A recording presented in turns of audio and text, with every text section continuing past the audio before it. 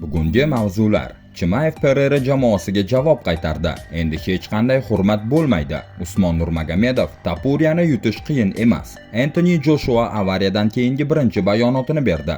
Oliveira: BMF jangiga tayyor. Ko'ramiz, kimda ko'proq kuch bor. Yangiliklarning asosiy qismiga o'tishdan oldin albatta bir dona like bosib bizni qo'llab-quvvatlang va kanalga obuna bo'lishni unutmang. Bosdingizmi? Unda boshladik. Hamzat Chimayev Glover Teixeiraning bayonotini javobsiz qoldirmadi. Avvalroq Teixeira Alex Pereira boshqa darajada ekanini aytib, agar bu jang bo'lsa, Poatan Borsni 3-raunddan kechiktirmay nokaut qiladi deb da'vo qilgandi. Bunga javoban Chimayev ijtimoiy tarmoqlarda keskin bayonot bilan chiqdi. Bors 15 ta g'alaba, Shama 13 ta g'alaba va 3 ta mag'lubiyat. Oramizdagi farq faqat shunda: agar sen menga hurmat ko'rsatsang, men ham hurmat bilan javob beraman. Lekin Shama jamoasi juda ko'p gapiryapti. Shuning uchun endi hech qanday hurmat yo'q. Chimayev bu postga Pereiraning nokaut holatidagi suratini hamda Glover Teixeiraning RG Proxaskaga bo'g'ish usulida yutqazayotgan epizodini ilova qildi. Avval ham Hamzat bir necha bor Pereirani jangga chaqirgan, ammo braziliyalik ko'pincha bu chaqiriqlarga e'tibor bermagan. Eng oxirgi safar esa Chimayev Poatanga joriy yil iyun oyida Oq uy yaqinida o'tkaziladigan turnirda oktagonga chiqishni taklif qilgan edi. Eslatib o'tamiz, hozirda Hamzat Chimayev UFC o'rta vazn chempioni, Alex Pereira esa yarim og'ir vazn divizioni kamari egasi hisoblanadi. Ya'ni bu ikki gigant to'qnashsa, oktagonda haqiqiy urush bo'lishi aniq. PFL yengil vazn chempioni Usmon Nurmagomedov UFC'da o'sha vazn kamariga egalik qilayotgan Ilya Tapuriyani bemalol mag'lub eta olishiga ishonchi komil ekanini aytdi. Tapuriyani yutish qiyin emas. Masalan, Arman Tsarukyan uni qanday yutishni biladi. Bu yerda murakkab hech narsa yo'q. U kurashni yoqtirmaydi. Hatto 1-2 raund grappling qilsa ham 70 kg vaznda chidamlilik juda muhim.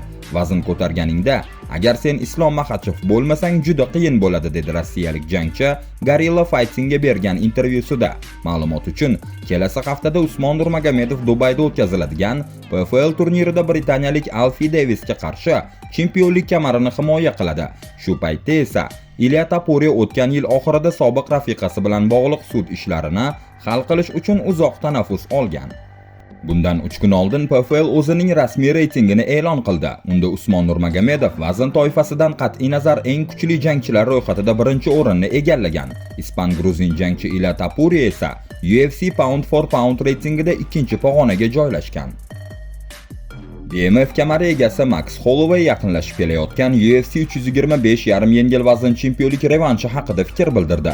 Bu jang turnirning main eventida bo'lib o'tadi va unda Alexander Volkanovski va Diego Lopez to'qnashadi. Menga shunday tuyuladi. Alexda biz bilmagan bir narsa bor. Chunki u bu jangni imkon qadar oson qilishini va'da qilmoqda. Menimcha u tezda oktagonga qaytib, yana jang qilishni xohlaydi.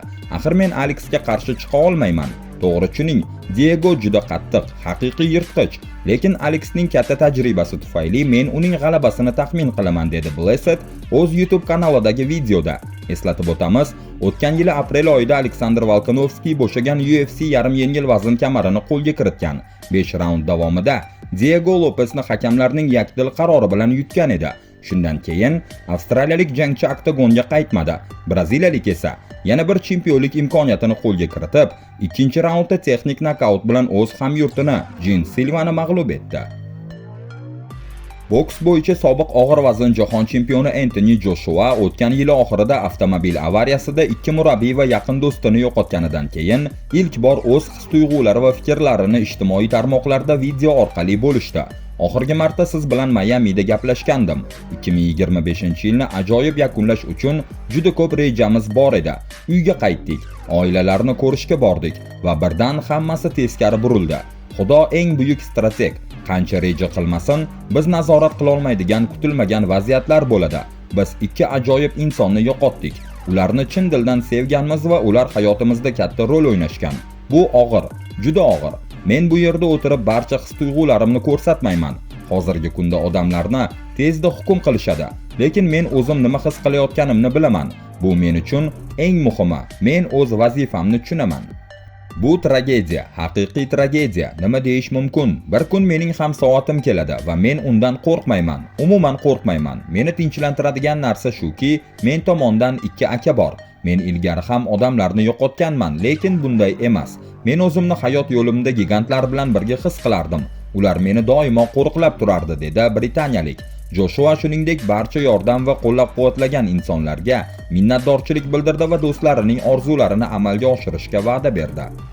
Mening maqsadim ularning orzularini ro'yobga chiqarish. Hatto ular endi jismonan yonimizda bo'lmasa ham duo qilganimda, ular ruhiy tomondan meni qo'llab-quvvatlaydi. Meni faqat jismoniy kuch emas, balki yuqori kuch ham qo'llab-quvvatlaydi. Shuning uchun men albatta duo qilaman va ularning orzularini oilalari uchun amalga oshiraman. Buni faqat men qilmayman. Butun jamoamiz, butun aka-uka jamoasi ularning merosini saqlashga va orzularini amalga oshirishga yordam beradi. Shuningdek, men sevgi va minnatdorchilikni aytishim kerakligini his qilaman. Men buni to'liq his qilaman va ularning oilalari ham shunday. Biz minglab, balki millionlab odamlar dunyo bo'ylab ularni qanday sevganini va hamdardlik ko'rsatganini ko'ryapmiz va qadrlaymiz, dedi Joshua. Agar Max Holloway oktagon markaziga chiqib Charles Oliveiraga o'zining mashhur uslubida jang qilishni taklif qilsa, Maxga ishonch bilan javob beraman. To'g'risi, ko'pchilik buni trash talk yoki hazil deb o'ylashi mumkin, lekin bu shunday emas. Men MMA jangchisiman, universal jangchi. Agar jang qilish vaqti kelsa, jang qilaman. Agar parterga tushish vaqti kelsa, o'shani ham qilaman.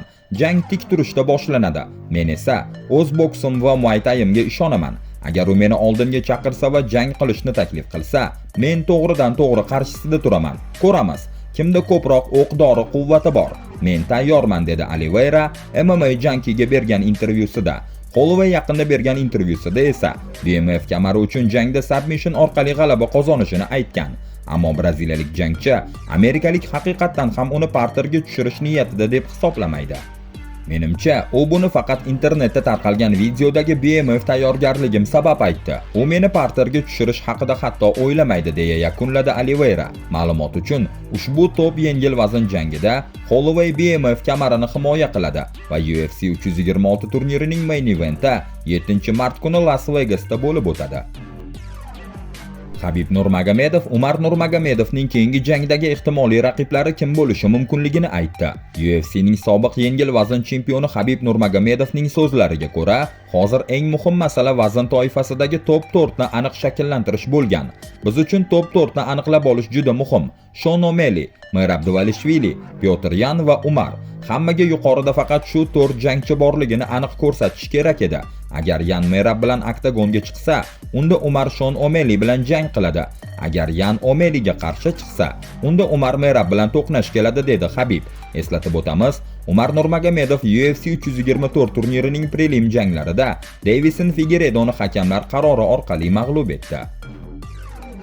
Bugungi xabarlar shulardan iborat edi. Do'stim, agar oxirgacha ko'rgan bo'lsangiz, albatta like bosib bizni qo'llab-quvvatlang va kanalga obuna bo'lishni unutmang. Keyingi videolarda uchrashguncha salomat bo'ling.